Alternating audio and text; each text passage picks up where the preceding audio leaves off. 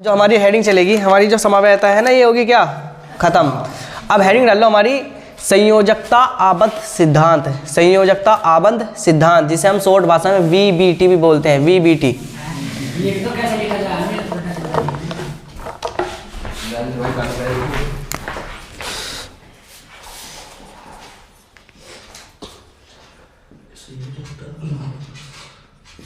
संयोजकता आबद्ध सिद्धांत, जिसे शॉर्ट भाषा में वीबीटी, वीबीटी संयोजकता आबद्ध सिद्धांत, जिसे शॉर्ट भाषा में वीबीटी भी कहते हैं। पहनना है, लिखो इसे।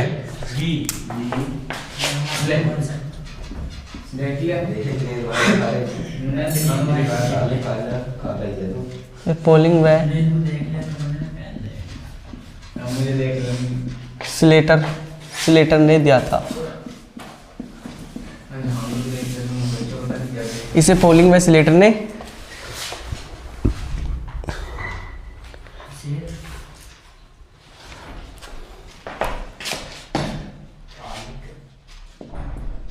इसे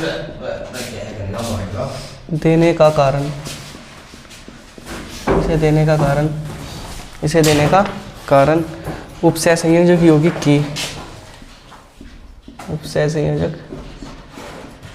की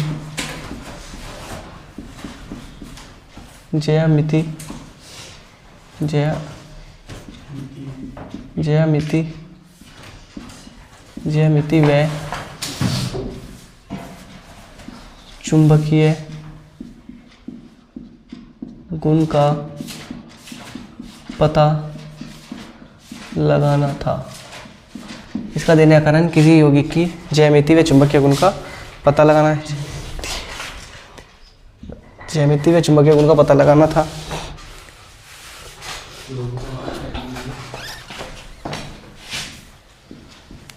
इस सिद्धांत के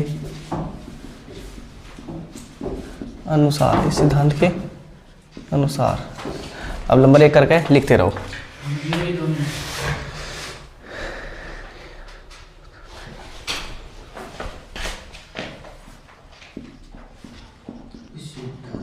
केंद्रीय धातु परमाणु में अपनी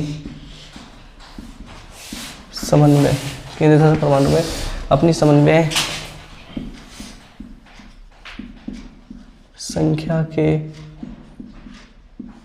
बराबर रिक्त, हाँ नंबर 1 करके, केंद्रीय धातु परमाणु में अपनी समन्वय संख्या के बराबर रिक्त कक्षक उपस्थित होते हैं।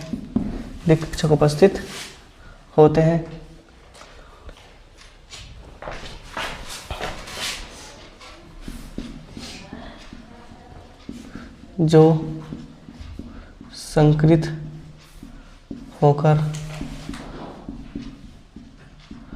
आबंधित कक्षकों में बदल जाते हैं। जो संकरित होकर आबंधित कक्षकों में बदल जाते हैं।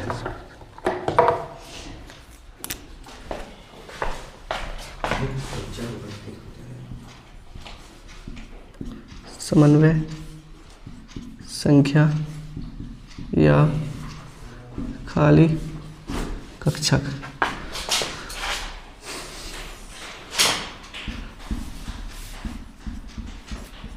उसके बाद संकरण, और संकरण के बाद में ज्यामिति।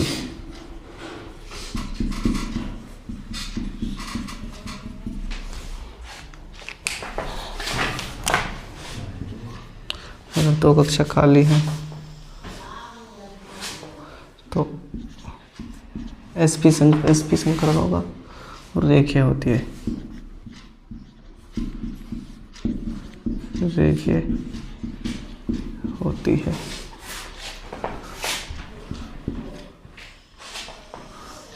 4 कक्षक होंगे, sp3 होगा जिसे चतुष्फल के बोल लेंगे। मेरे साथ लिखते रहो भैया, चतुष्फल के बोल लेंगे।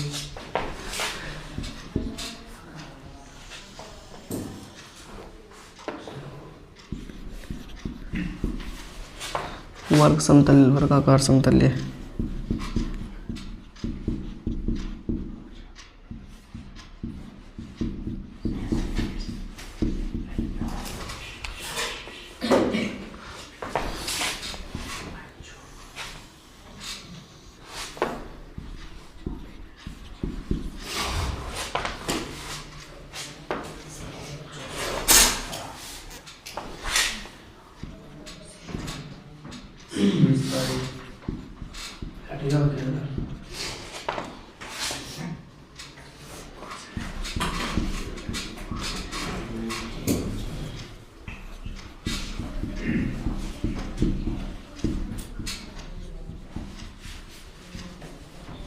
लिखो,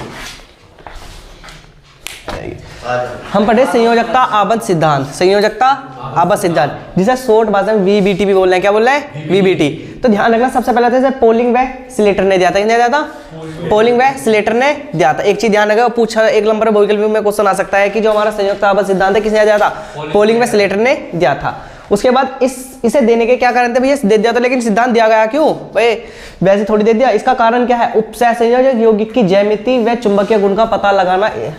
काय को दिया था? जिससे उपसह संयोजक यौगिक की ज्यामिति, ज्यामिति का मतलब है वो रेखीय है, चतुष्फलकीय है, वर्गाकार है, अष्टफलकीय, ऐसी उनका पता लगाना और उसके चुंबकीय गुण का पता लगाना। अब नंबर इसमें 2-3 नियम है। पहला नियम क्या है? केंद्रीय धातु परमाणु में अपनी समन्वय संख्या के बराबर रिक्त कक्षक उपस्थित होते हैं, जो संकरित होकर क्या बनाते हैं? आबंधित कक्षकों में बदल जाते हैं। जैसे समन्वय संख्या क्या रहे, जो उनके खाली कक्षक रहे, क्या रहे? खाली कक्षक। अगर किसी के पास खाली कक्षक है तो वो कौन सा संकरण करेगा? अगर किसी के पास 2 खाली कक्षक है, कितने खाली कक्षक है? 2, तो कौन सा संकरण करेगा? sp संकरण करेगा। और उसकी जो रेखा रहेगा यानी उसकी ज्यामिति रहेगी वो कैसे रहेगी? रेखा मतलब एक सीधी रेखा में होती है, ठीक है। अगर किसी के पास 4 समन्वय संख्या यानी 4 खाली कक्षक है, क्या है? 4 खाली कक्षक है, तो sp3 होगा उसका संकरण। देखो एक तो sp होगा और 3 क्या होंगे हमारे? p के होंगे, 4 हो जाएंगे ना, 4 sp3 होगा। और जो उसकी आकृति होगी या जो उसकी ज्यामिति होगी कैसी होगी? चतुष्फलकीय होगी। अगर किसी के पास 4 हो तो ऐसे भी हो सकता है कि एक तो d हो, एक s हो और 2 क्या हो हमारे? p हो। तो 1 2 और 2 4। उसकी आकृति कैसी होगी? वर्गाकार समतलीय। अगर sp3 है तो चतुष्फलकीय होगी। और जो अगर एक d है, एक s है और 2 p है तो फिर कैसी होगी हमारी आकृति? उसकी वर्गाकार समतलीय होगी। अगर 6 कक्षक खाली है उसके पास तो d2 sp3, 2 और 1 3 और 3 6 हो जाएंगे। या sp3 और d2 यानी क्या? तो इस तरह से लिखा रहेगा, इस तरह से लिखा रहेगा। उसकी आकृति कैसी होगी भैया हमारी? अष्टफलकीय होगी। पहला वाली नियम समझ में आ गया। अब डाल लो, जैसे हमारा यहाँ 1 करके था, अब डाल लो 2 करके।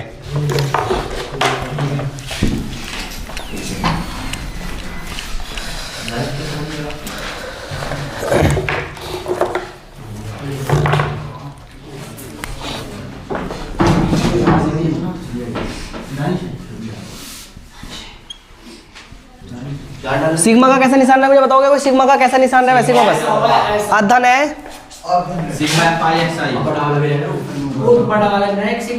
ये वाला सिग्मा बंद बनाने के लिए, हाँ सिग्मा बंद बनाने के लिए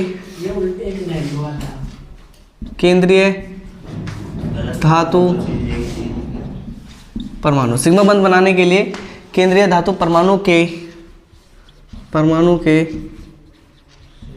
रिक्त कक्षक सिग्मा लिगेंड्स के भरे हुए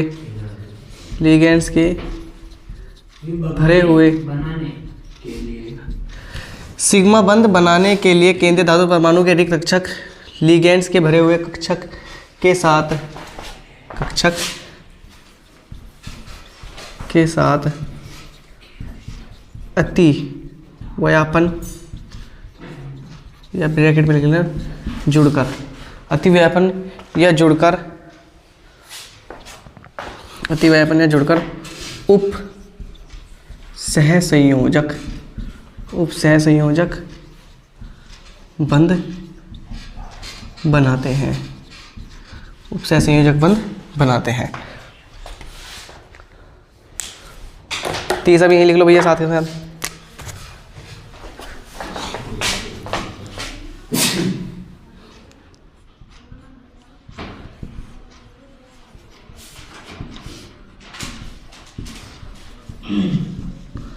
केंद्रीय धातु परमाणु के, लीले से लिखना। हाँ ये तीनों लीले से लिखे जाएंगे। केंद्रीय धातु परमाणु के भरे, लिखो भैया, केंद्रीय धातु परमाणु के भरे हुए कक्षक, भरे हुए कक्षक लिगेंड्स के रिक्त कक्षक, लिगेंड के रिक्त कक्षकों के, लिगेंड के रिक्त कक्षकों के साथ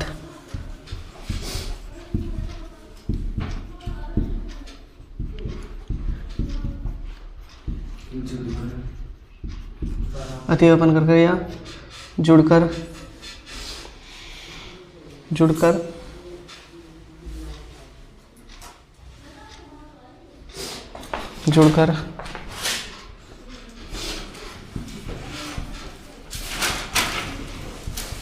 पाईबंद बनाते हैं, जिसकी संभावना बहुत कम होती है, जिसकी संभावना बहुत कम होती है। संयोजकता आबद्ध सिद्धांत, जिसे क्या बोलते हैं हम, VBT। इसे सिद्धांत को सबसे पहले पोलिंग वे सिलेटर ने दिया था। इसे देने का क्या कारण था, किसी भी यानी उपसहसंयोजक यौगिक की ज्यामिति और उसके चुंबकीय गुण का पता लगाना। नंबर 1, इस सिद्धांत के अनुसार उन्होंने 3 नियम बताए। पहला, केंद्रीय धातु परमाणु में अपनी समन्वय संख्या के बराबर क्या होते हैं, रिक्त कक्षक उपस्थित होते हैं, जो संकरित होकर क्या बना देते हैं, आबंधित कक्षक बनाते हैं। नंबर 2 मैंने लिखा वो सिग्मा बंध बनाने के लिए केंद्रीय धातु परमाणु के रिक्त कक्षक लिगेंड्स के भरे हुए कक्षकों के साथ अतिव्यापन का मतलब जुड़कर क्या बनाते हैं, उपसहसंयोजक बंध बनाते हैं। देखो कैसे, इस तरह से समझो, जैसे हमारे पास एक लिग है, कोई भी धातु है, मैं धातु यानी केंद्रीय धातु परमाणु को मैं M लिख दूं, M का मतलब मेटल, ठीक है, मेटल, और L का मतलब है लिगेंड। सपोज करो केंद्रीय धातु परमाणु के, ये है नहीं, ये क्या है हमारे केंद्रीय धातु, ये केंद्रीय धातु के परमाणु के कक्षक में सपोज करो इसमें 6 इलेक्ट्रॉन आने चाहिए थे, 1 2 3। पहला लेकर क्या नाम लिखा, सिग्मा बंध बनाने के लिए केंद्रीय धातु परमाणु के रिक्त कक्षक लिगेंड के भरे हुए कक्षक के साथ क्या करेंगे। देखो अभी इसके कक्षक खाली है ना, 3 इलेक्ट्रॉन आ सकते हैं ना, आ सकते हैं। तो जब भी लिगेंड्स है केंद्रीय धातु परमाणु कोई इलेक्ट्रॉन लेंगे, सिग्मा बंध बनाने के लिए केंद्रीय धातु परमाणु के रिक्त कक्षक, केंद्रीय धातु परमाणु के कक्षक रिक्त है, इसके लिगेंड्स के भरे हुए कक्षक होंगे। तो क्या करेंगे, रिक्त कक्षक लिगेंड के भरे हुए कक्षक से क्या के साथ अतिव्यापन का मतलब जुड़कर क्या बनाते हैं, उपसहसंयोजक बंध बनाते हैं। और जब भी ये जुड़ेंगे तो इनके मध्य कौन सा बंध बनेगा, सिग्मा बंध बनेगा। लेकिन दूसरा, केंद्रीय धातु परमाणु के भरे हुए कक्षक, अब क्या ऐसा हुआ, आपका कंडीशन बदल गई। आपके केंद्रीय धातु परमाणु के सपोज करो, चलो ये ले लो, 3 ही ले लो, ऐसा करके, यानी 6 ही हो गए, 1 2 3 4 5 6, ठीक है। केंद्रीय धातु परमाणु के भरे हुए कक्षक लिगेंड्स के रिक्त कक्षकों के साथ, अब की बार क्या है, आपके जो हमारे लिगेंड है वे क्या है, उसके लिगेंड के कुछ कक्षक रिक्त बच रहे, तो क्या करें, लिगेंड के रिक्त कक्षकों के साथ अतिव्यापन कर क्या बनाते हैं, पाई बंध बनाते हैं। कौन सा बंध बनाएंगे, हमारा पाई बंध बनेगा। तो बहुत सी बार पूछ रहा है कि संयोजकता आबद्ध सिद्धांत में पाई बंध और सिग्मा बंध कब कब बनेगा। तो ध्यान रखना, जब अगर हमारे केंद्रीय धातु परमाणु के कक्षक तो खाली है और लिगेंड के कक्षक भरे हुए हैं, तो कौन सा बंध बनेगा, हमारा पाई बंध, सिग्मा बंध बनेगा ना बनेगा। और अगर हमारे केंद्रीय धातु परमाणु का कक्षक पूरे हैं, लिगेंड के कक्षक आधे हैं या भरे हुए ना है, अपूर्ण है, तो फिर हमारा कौन सा बंध बनेगा भैया, पाई बंध। आगे समझ में याद रहेगा समीर, अल्तमस याद रहेगा।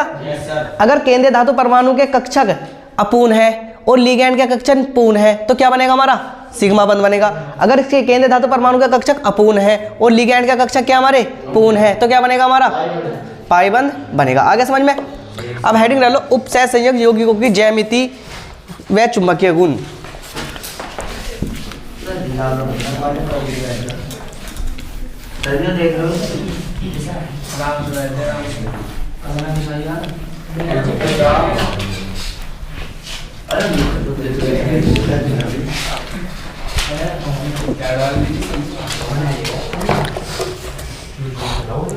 अरे ये क्या समीर बाबू चुप हो जाओगे। फरहान उपसह संयोजक यौगिकों की ज्यामिति व चुंबकीय गुण। उपसह संयोजक यौगिकों की ज्यामिति व चुंबकीय गुण। देखो भैया जो हमने अभी लिखा था वो तो संयोजकता आबद्ध सिद्धांत वीबीटी के बारे में लिखा था, लेकिन अब हम क्या उपसह संयोजक यौगिकों की ज्यामिति व चुंबकीय गुण निकालेंगे कि कैसे निकले जावे। तो जैसे जिस तरह से हमने पहले लिगेंड उनके उपसह संयोजक यौगिकों के नाम लिखने के मैंने नियम लिखवाए थे ना 4-5, इसी तरह से मैं पहले तुम्हें नाम लिखवा रहा हूँ, उसके बाद क्या करेंगे उनकी हम प्रैक्टिस करेंगे, नहीं उनके नाम हम लिखेंगे। तो इसमें एक एक करके लिखते चलो मेरे साथ। सबसे पहला लिखो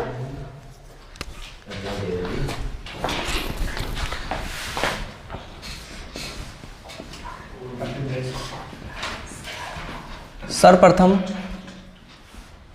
केंद्रीय धातु परमाणु की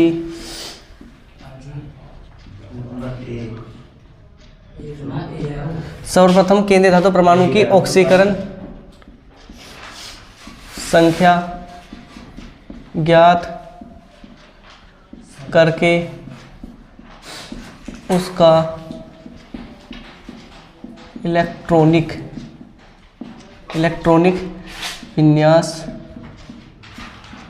विन्यास लिखते हैं। इलेक्ट्रॉनिक विन्यास लिखते हैं यानी सर्वप्रथम केंद्रीय धातु परमाणु की ऑक्सीजन संख्या ज्ञात करके उसका इलेक्ट्रॉनिक विन्यास लिखते हैं।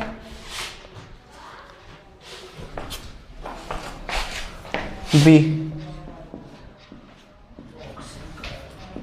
उसके पश्चात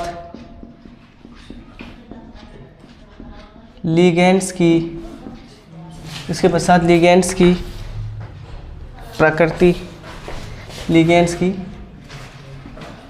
प्रकृति का पता लगाते हैं। लिगेंड्स की प्रकृति का पता लगाते हैं।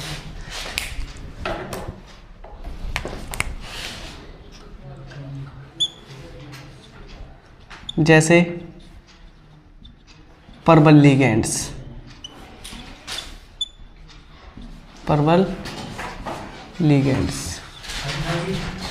क्या कह रहा भैया?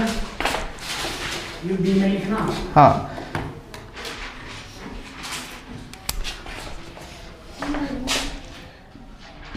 ये केंद्रीय धातु परमाणु के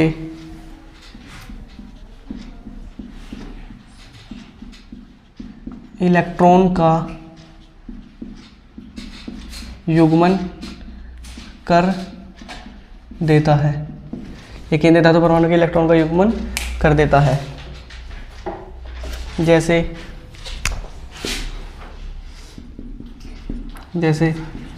CO CN minus CO CN minus NO2। हाँ भैया NO2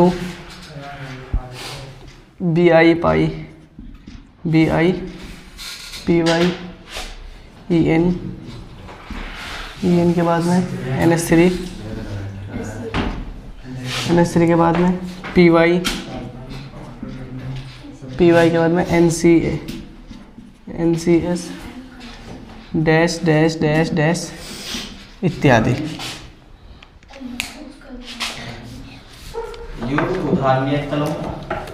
यानी ये परबल लिगेंड की हेडिंग है, यानी उसके पश्चात लिगेंड्स की प्रकृति का पता लगाते हैं। वो परबल लिगेंड्स है, दुर्बल लिगेंड्स है। अब मैं लिख दिया कि ये केंद्रीय धातु परमाणु के इलेक्ट्रॉन का युग्मन कर देते हैं। अगर CO है CN है NO2 ये कैसे लिगेंड है हमारे परबल लिगेंड है। और यही B करके डाल लियो, जैसे कर इसमें ये भी B वाली में चल रहे हम, जैसे करके दुर्बल लिगेंड्स, जैसे करके दुर्बल लिगेंड्स। ये केंद्रीय धातु परमाणु के इलेक्ट्रॉन का युग्मन नहीं कर पाते हैं।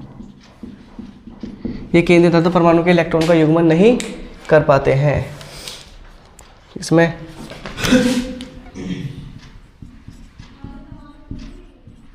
जैसे H2O, C2O4 डबल नेगेटिव, उसके बाद में C2H5OH, उसके बाद में OH माइनस, उसके बाद में F माइनस, उसके बाद में भैया NO3 माइनस, उसके बाद में Cl माइनस, उसके साथ में Br माइनस, उसके साथ में I माइनस डैश इत्यादि। पहले हद तक लिखो, इसके 2 नियम लिखो, फिर तीसरा नियम जब लिखूंगा। तरफ देखो, हमने लिखा उपसहसंयोजक यौगिक की ज्यामिति व चुंबकीय गुण का पता लगाने के कुछ नियम लिख रहे हैं। हमने पहला नियम लिखा, सर्वप्रथम हमें जो केंद्रीय धातु परमाणु दिया रहेगा ना, उसकी क्या निकाल लेंगे, उसकी ऑक्सीजन संख्या निकाल लेंगे, और ऑक्सीजन संख्या ज्ञात करने के बाद में क्या करेंगे, उसका इलेक्ट्रॉनिक विन्यास लिखते हैं। तो सर्वप्रथम केंद्रीय धातु परमाणु की ऑक्सीजन संख्या ज्ञात करके उसका क्या लिखेंगे, इलेक्ट्रॉनिक विन्यास। पहला वाला नियम याद रहेगा। उसके बाद नंबर 2, उसके पश्चात लिगेंड्स की प्रकृति का पता लगाते हैं। लिगेंड्स की प्रकृति कैसे पता लगाएंगे, वो लिगेंड कैसा है, प्रबल लिगेंड है या दुर्बल लिगेंड है। अब प्रबल लिगेंड और दुर्बल लिगेंड के बारे में समझ लो क्या रहे हैं। सानिया, खुशबू, बाबू इधर देख लो तुम। प्रबल लिगेंड क्या रहे हैं, ये केंद्रीय धातु परमाणु के इलेक्ट्रॉन का क्या कर देते हैं, युग्मन कर देते हैं। अब युग्मन का मतलब कैसे, मैं बताऊं तुम्हें। जैसा कोई भी केंद्रीय धातु परमाणु मान लो, है नहीं, और कोई भी केंद्रीय धातु परमाणु है और उसकी कक्षक है, जैसे वो है डी कक्षक में कितने इलेक्ट्रॉन आ सकते हैं हमारे, 10। डी में 10 आ सकते हैं ना, आ सकते हैं। तो 1 2 3 4 इलेक्ट्रॉन ऐसे फैले पड़े, अलग अलग लेटे पड़े। अब कोई भी प्रबल लिगेंड आया, जैसे हमने मान लिया क्या आया, CO है। कोई हमें उपसहसंयोजक यौगिक दे रखा, उसमें हमारा क्या नाम लिख रहा है, एक ऐसा केंद्रीय धातु परमाणु है जिसमें 4 इलेक्ट्रॉन ऐसे भरे हुए हैं। जब उसका हम इलेक्ट्रॉनिक विन्यास करेंगे और हमारा CO आया, यानी कार्बोनिल आया, उसमें कार्बोनिल क्या दे रखा था, हमारा लिगेंड दे रखा था। अब ये क्या करेगा, ये क्या करेगा भैया, ये यहाँ आएगा, तो इसमें क्या लिखा, ये केंद्रीय धातु परमाणु के इलेक्ट्रॉन का क्या कर देगा, युग्मन। अभी ये युग्मन में थोड़ी, अभी तो ये अयुग्मित इलेक्ट्रॉन ही तो है भाई। युग्मित इलेक्ट्रॉन कब होंगे, अगर मैं ऐसा करूं 1 2 3 4 1 2 3 4 5, अब क्या करेगा, अब हो ये युग्मन ना होए तो क्या करे, ये केंद्रीय धातु परमाणु के इलेक्ट्रॉन का युग्मन कर देगा। अगर इलेक्ट्रॉन इस तरह से फैले हुए हो तो क्या कर देगा, ये एक जगह कर देगा। इसे इस तरह से समझो, जैसे सबसे अच्छा उदाहरण है, किसका लेना है भाई, अल्तमस का, तो बेकार है। जैसे पुलिस वाले, सपोज करो तुम कहीं जा रहे हो, कोई मीटिंग है, और उसमें तुम्हें यानी ये 4 कुर्सी पड़ी है, 4 नहीं 5 कुर्सी पड़ी है। अब 4 कुर्सी, एक कुर्सी तो खाली पड़ी है और एक कुर्सी तो भैया खाली पड़ी, लेकिन 4 कुर्सी पे क्या, एक पे राशिद है, एक पे फरहान है, एक पे समीर है, एक पे जुनेद है। लेकिन जैसे आई क्या, यहाँ पुलिस वाले आए थे, ये देखते क्या करेंगे, ये अब एक का कुर्सी पे क्या हो जाएंगे, 2 हो जाएंगे। तो उन्हें बताओ इनका युग्मन हो गया नहीं हो गया, ये एक साथ आके बैठ गए नहीं बैठ गए। तो हमारा जो प्रबल लिगेंड का क्या काम हुआ है, ये केंद्रीय धातु परमाणु के इलेक्ट्रॉन का क्या कर देते हैं, हमारा युग्मन का मतलब इन्हें, अगर ये अनपेयर होंगे, अनपेयर का मतलब ये पेयर में ना रहेंगे, तो इन्हें क्या कर देंगे, एक जगह इकट्ठा कर देंगे। आगे समझ में। इसी तरह से भैया जैसे carbonyl, cyanide, NO2, BiPy, EN, NH3, Py, NCS इत्यादि का एक उदाहरण भी हमारे ये प्रबल लिगेंड के उदाहरण है। साथ में हमारा दुर्बल लिगेंड से ये केंद्रीय धातु परमाणु के इलेक्ट्रॉन का युग्मन नहीं कर पाते। फिर दोबारा लो उदाहरण ऐसी, जैसे अब की बार फिर ऐसी भैया हमारे ये 1 2 3 4 है नी, 1 2 3 4 भैया आपके मैंने जैसे लिया H2O ले लिया, क्या ले लिया, फिर इलेक्ट्रॉन केंद्रीय धातु परमाणु के इलेक्ट्रॉन ऐसे फैलने पड़े, है नहीं। और अब की बार कौन आ गया, अब की बार इनके पास अल्तमस चला गया, तो ये अल्तमस को देख के क्या हो गए, हिलने गए ना बिल्कुल भी, ये से देख के हिल जाएंगे। भाई अगर कोई चीज़ पावरफुल है तो ये चीज़ तो तुम अपने आप में भी यूज कर सकते हो। अगर कोई हमसे पावरफुल चीज़ है तो हम क्या करें, उसके लिए थोड़ा सा उससे कम हो जाते नहीं हो जाते, उसके सामने झुक जाते नहीं झुक जाते। इस तरह से अगर कोई चीज़ भैया अगर हमारे अब्बू जी हैं, इस तरह से समझो हमारे अब्बू जी हैं, हमारे पापा ही हैं, है नहीं भाई, हम खाट पे बैठे, हम 4 भैया, तो हम 4 भैया, यानी कोई भी हो तुम अपने फैमिली में ले सकते हो। तुम खाट पे बैठे एक साइड, तो जब भी आ जाएंगे तो क्या करोगे, तुम उन्हें बैठने के लिए, लेटने के लिए खाट दोगे ना दोगे, या कुर्सी दोगे ना दोगे, एक जगह युग्मन हो जाएगा नहीं हो जाएगा। अब इसी तरह से तुम्हारा यानी तुम्हारे इस जैसे मान लो जैसे पावरफुल, ये क्या है, ये कम पावरफुल है। ये ऐसा समझो जैसे तुम्हारा छोटा वाला भैया आ गया, अब तुम बैठे, अब तुम उसके सामने उठ जाओगे, 2 चांटे और लगाओगे, जा रहा है इससे मेरे को, तो 2 चांटे और लगाएंगे। तो ध्यान रखना दुर्बल लिगेंड कौन सी लिगेंड है में, ये केंद्रीय धातु परमाणु के इलेक्ट्रॉन का युग्मन नहीं करते, ये इनके हाल पे छोड़ देना है। तो ये क्या कर देंगे, इन्हें देख के युग्मन हो जाएगा, इन्हें देख के युग्मन नहीं होगा। तो याद रहेगा, भूल लो तो ना भैया। अब नंबर 3 डाल लो इसमें, कहाँ जाओगे, इसे मिटो दो भैया, जे ने मिटो दो। हाँ सी करके डालो सी।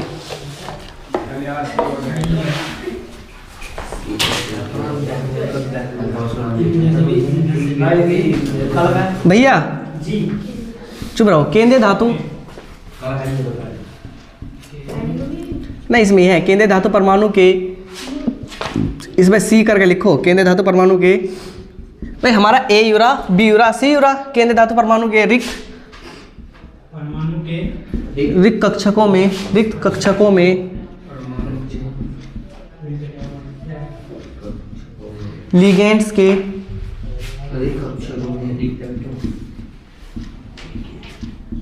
रिक्त कक्षकों में लिगेंड्स के इलेक्ट्रॉन भरते हैं। नंबर 4 भरे हुए, नंबर डी लिखो, 4 ना लिखो, डी लिखो, हम डी लिखते हुए आ रहे। भरे हुए कक्षकों के आधार पर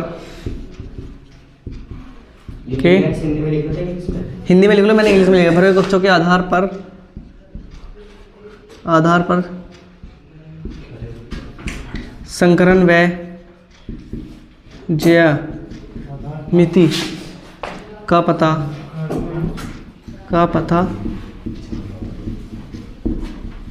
ज्यामिति का पता लगाते हैं।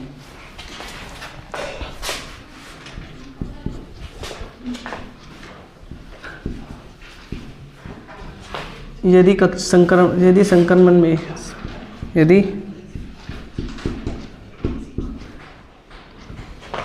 संक्रमण में n-1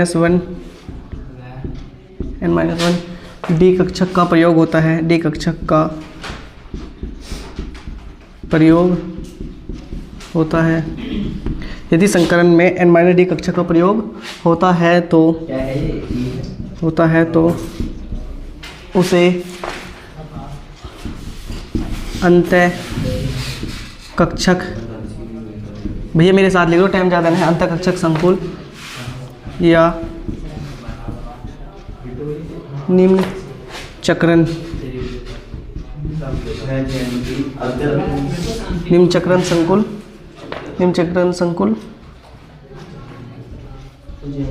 कहते हैं।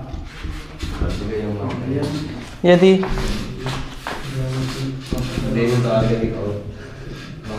एनडी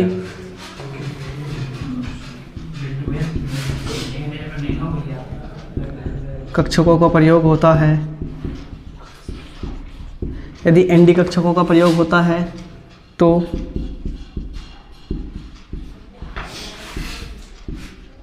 बाह्य कक्षक संकुल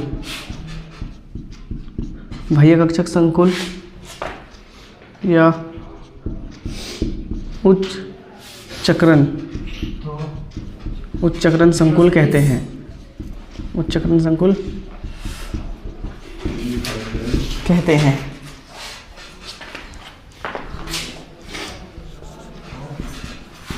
यदि सभी इलेक्ट्रॉन युग्मित हो तो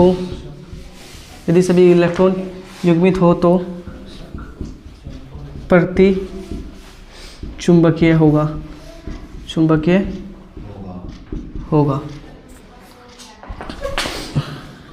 EFG यदि सभी इलेक्ट्रॉन युग्मित नहीं हो तो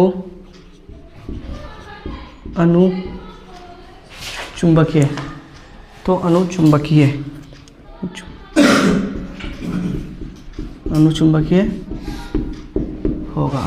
होगा।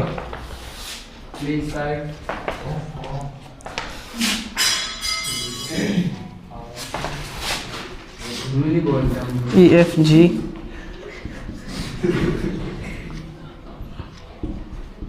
चुंबकीय आघूर्ण का जो फॉर्मूला होगा भैया हमारा म्यू बराबर एन प्लस टू होगा, जहाँ एन भैया जहाँ एन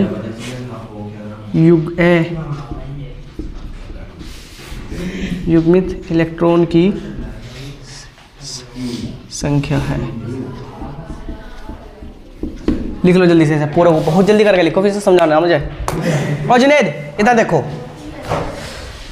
उपसंयोजक यौगिक की ज्यामिति व चुंबकीय गुण का पता लगाने का नियम पढ़ रहे भैया। सबसे पहला नियम, सर्वप्रथम केंद्रीय धातु परमाणु के ऑक्सीजन संख्या ज्ञात करते हैं, उसके बाद उसका इलेक्ट्रॉनिक विन्यास लिखते हैं, मैंने बता दिया, ठीक है। उसके बाद में लिगेंड्स की प्रकृति का पता लगाते हैं, लिगेंड्स कौन सा प्रबल लिगेंड और कौन सा दुर्बल लिगेंड है। नंबर 3, अगर हमारा ये हो गया भैया दुर्बल लिगेंड हो गया, फिर उसके बाद केंद्रीय धातु परमाणु के रिक्त कक्षकों में लिगेंड्स के इलेक्ट्रॉन भरते हैं। जब हम यहाँ तक आ जाएंगे तो उसके बाद में जो हमारे केंद्रीय धातु परमाणु है जो उसके रिक्त कक्षकों को, उसमें किसके इलेक्ट्रॉन भरे जाएंगे, हमारे लिगेंड्स के इलेक्ट्रॉन भरे जाते हैं। नंबर 4, भरे हुए कक्षकों के आधार पर यदि संकरण व ज्यामिति का पता लगाते हैं। अगर जो कक्षक भर गए, मैंने बताया था अगर 2 कक्षक भरे होंगे तो 2 कक्षक भरने के बाद में आकृति हमारी क्या होगी, संकरण कौन सा होगा, sp संकरण होगा। और आकृति कौन सी होगी भैया, उसकी रेखीय आकृति होगी नहीं होगी। अभी मैंने तुम्हें अगर चार कक्षक भर गए तो उसमें संकरण sp3 होगा, sp3 होगा, और उसकी आकृति कैसी होगी, हमारी चतुष्फल की होगी। लिखवाई था नहीं लिखवाई थी। तो भरे हुए कक्षकों के आधार पर संकरण की ज्यामिति का पता लगाते हैं, ठीक है। नंबर 5, यदि संकरण में n-d कक्षक का प्रयोग होता है, n-d कक्षक का मतलब मैंने तुम्हें एक चीज बताई थी, मैंने तो बताया था कि देखो अगर ये ऐसे कक्षक हैं तो इसे तो बोलेंगे n, इसे क्या बोलेंगे n-1।